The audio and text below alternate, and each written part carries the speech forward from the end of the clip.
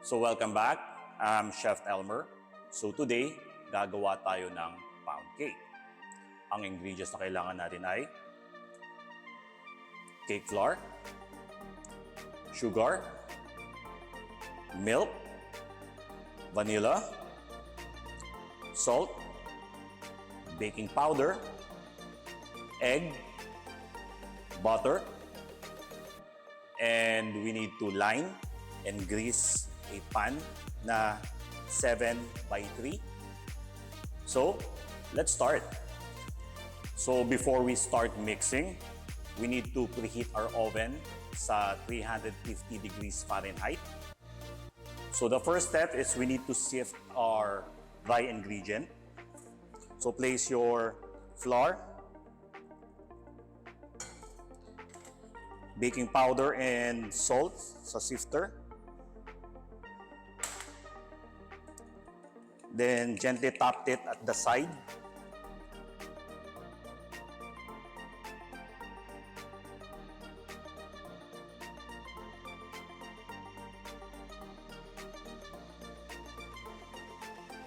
Then mix in your sugar.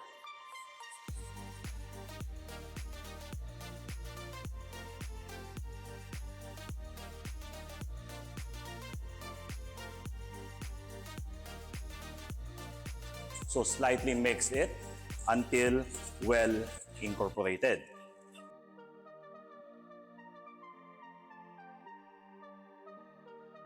Once na-mix nyo na ang flour, set it aside. Then, mix naman natin ang wet ingredient.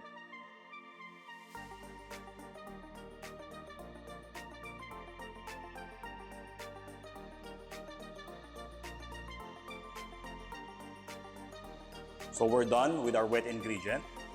So after mixing your wet ingredient, i-cut in nyo naman ang butter sa flour.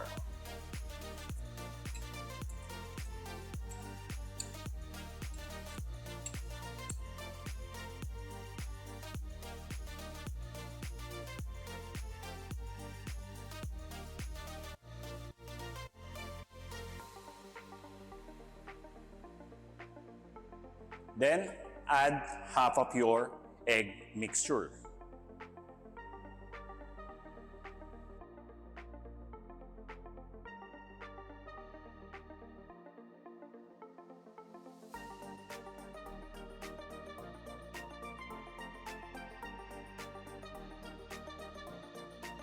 Once it's ready mix, add the other half of your egg mixture.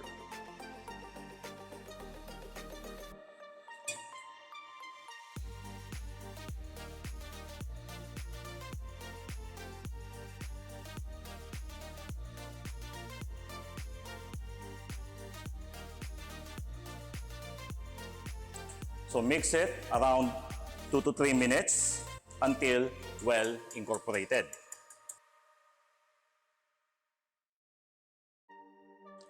So after mixing, then wala ng lumps, transfer nyo na sa baking pan.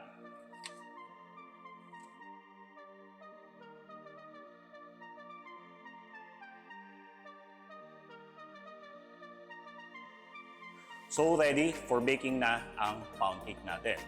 So we need to bake this for 50 to 55 minutes sa oven na ang temperature is 350 Fahrenheit.